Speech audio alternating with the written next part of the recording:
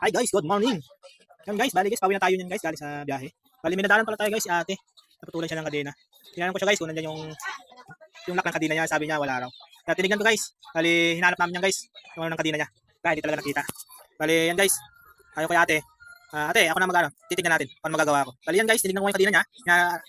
Luma na pala guys yung kadena niya guys, pati yung sprocket niya. Bali sabi ko kay ate, ate, pumalit ka ng ano mo kadena mo kasi lumang-luma na siya. Dapat mo na siyang palitan.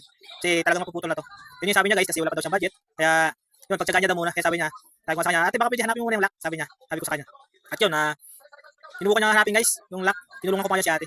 Bali, kinuha ko pala guys yung ano ko guys, yung gamit ko. Para matulungan si ate. At yun guys, ginawa natin guys, tinarabaho na natin.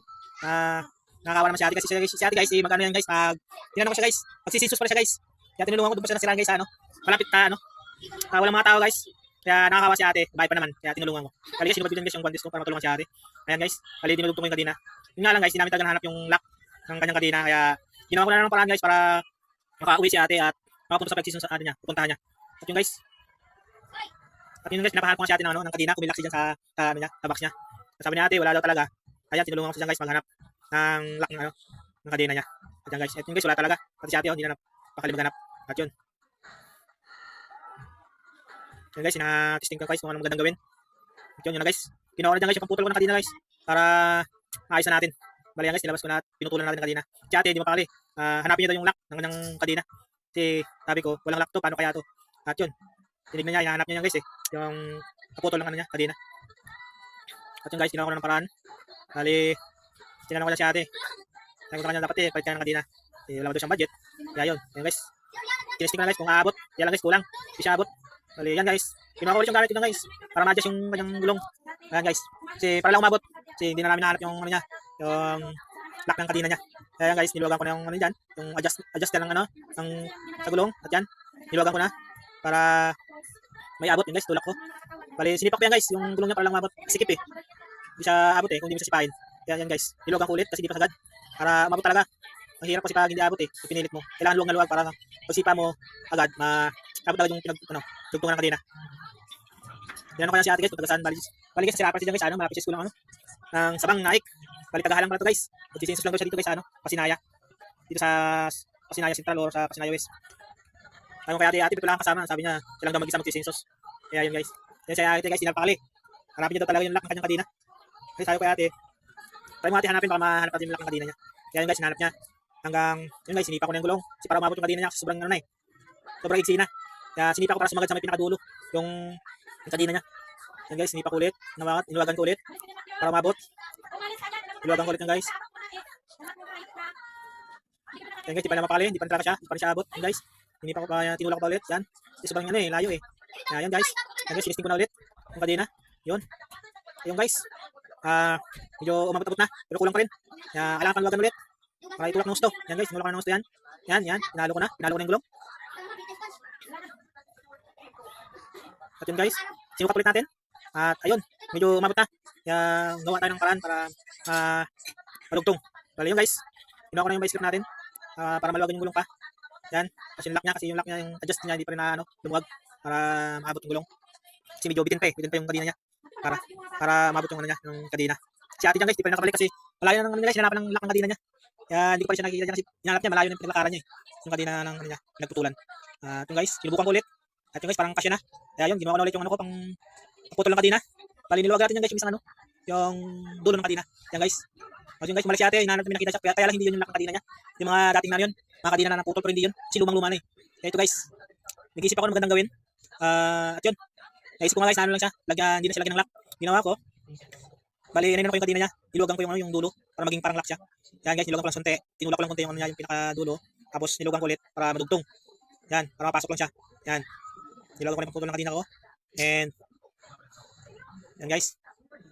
Para lang makaalis si ate kasi kawawa naman magtutulak si ate. Ang layo nang guys, uwi pa siya ng halang. Alam mo na, babae pa. Siyempre nakakawa, babae yan guys. Kaya lang natin tulungan. Ayan guys, ginamit ko na yung place to para ma-adjust natin yung niya, yung pinagdugtungan. At yan guys, sinubukan natin kung abot. Bali yan. Yan guys, sakto na. Bali, tingnan natin yan guys kung tugmong-tugma. Okay naman. Ayan, pinasok na natin. Tapos yan guys, pinukpok pa natin yan guys para umabot konti. Kasi medyo bitin eh. Pero yan, okay na yan. Bali, ginamitan ulit natin yan guys ng plies para halak. Yan guys, ginawa natin guys, dinugtong natin yan guys ng walang lock para mabiyahin natin at yan guys, inipit natin ng vice grip. And para pumasok ulit, maging lock siya. Yan guys, inipit na natin. At yan. Dali yan guys, okay na. Inipit na natin para maging ano siya, tugtong na ulit. So yun guys, okay na. Nalugtong na natin. Tapos, si ate hindi pa rin bumabalik kasi talagang hinahanap niya yung lock kanina niya. Hindi na pakali si ate. Malayo ng ano niya, pinanggalingan niya. Nakahanap ng lock. Kasi tumalbog yung lock kasi, hindi na namin nahanap eh. Kasi kung may lock yan guys, sana bilis na namin naidugtong. Kasi walang lock yan guys, kaya ginawa ko na ng paraan para magbiyahe si ate. Kasi alam niyo guys, malayo pa yung pinanggalingan niya, halang tapos nakinit pa niya guys, tapos tutulakan pa si ate. Kaya magkawang-gawa muna tayo guys si ate para lang makabiyahe siya, makauwi. Naidugtong ko na yan guys, kaya lang si ate hindi pa rin bumabalik. Kasi nahanap ko talaga yung lock niya.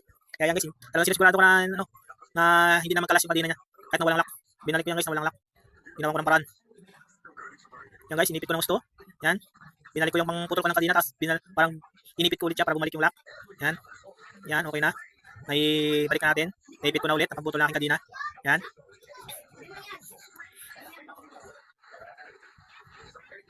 Yan guys, di pa rin ako mapakali dyan guys kasi dahil walang lock, sinigurado natin na makakawin si ate. Dahil yung hirap niyan guys kasi pinasok ko yung ano dyan, pangputol ng kadena na may tapat ng rayos niya. Nahirapan ako magigpit. Pero walang mahirap na mapaparaan na gawain. Kaya yan guys, yan. Napakagatlabi tayo dyan guys. Kasi medyo mahirap. Yan, medyo nahirapan ako kasi pinasok natin yung ano eh, pangputol ng kadena. Dali yan guys, yun ha. Hinigpitan natin ng gusto. Yan guys, bali si ate, hindi talaga pakali yan. Bumalik na siya guys. Kaya lang, wala talaga, hindi nahanap yung ano niya, yung lock ng kadena niya. Kaya yan. Pero okay na yan guys, nadugtong na natin. Kahit walang lock. Tago lang kay ate para makauwi siya. Yan, inipit ko ulit ang vice grip. Para sigurado. Kasi mamaya putulan ulit siya. At yan guys, sinisting ko na. Yan guys, so sakto. Yan ko kung luwag, sakto lang guys, yung hinigpit. Yan guys. Bali, yan, in-adjust na natin ulit. Yung adjuster niya. Kabila niya guys, in-adjust na natin para maging okay na si ate. Yan guys. At inipitan natin ang adjuster.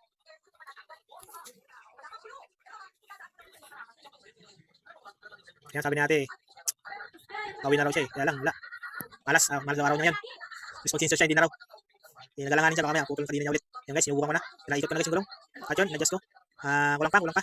Kaya in-adjust ko ulit. Yan. Inipitan na natin yan guys eh, para maging okay na si ate. Para makalis na siya at makauwi. Siya lang guys, tanghali yan eh. Mga 11 yata ng tanghali yan. Nadaanan mo siya. Eh, wala pa namang gamit si ate. Kahit isang gamit, wala siya. Mayroon siyang gamit. Kadena na pinagputulan lang, yun lang. Kaya lang wala eh. Kaya guys, pinaikot ko ulit, kaya lang higpit. Kaya guys, nilawagan ko ulit yung ano niya, yung gulong niya. At yung guys, pinaikot ko yan, sakto na. Yan, okay na guys. Nandito na ate, okay na ate. Yan ang ano niya, yung magamit ng ano mo, gulong. Parang kadena mo. Pinaikot sa kanya, yung pinagdugtungan. Kaya yan guys, pinigpit ko na yung gamit niya kasi tapos na, okay na si ate. Sabi ko, ate, kaya pwede ka nang umalis kasi okay na to. Yan guys, uwi na daw siya. Yan guys, inabutan niya ako ng ano, pambayad. Sabi ko, ate, wag na. Balikan na bagay yan, mahalaga, natulungan ko siya, sabi ko sa kanya. Kaya guys, ikaw tinanong yung bayad niya para malaking tulong din sa kanya. Kaya ko sa kanya, bilhan niya ng bagong kadena para hindi siya mag-alinlangan sa mga biyahe niya. Kaya yung guys,